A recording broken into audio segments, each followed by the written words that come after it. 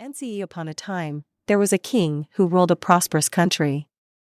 One day, he went for a trip to some distant areas of his country.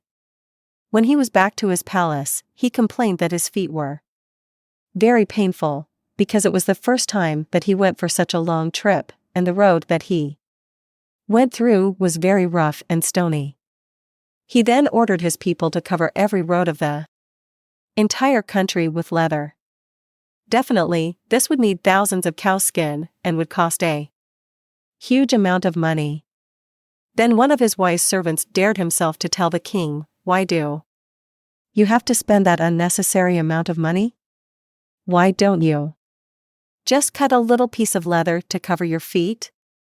The king was surprised, but he later agreed to his suggestion to make a shoe for himself. There is actually a valuable lesson of life in this story. To make this world a happy place to live, you better change yourself, your heart, and not the world.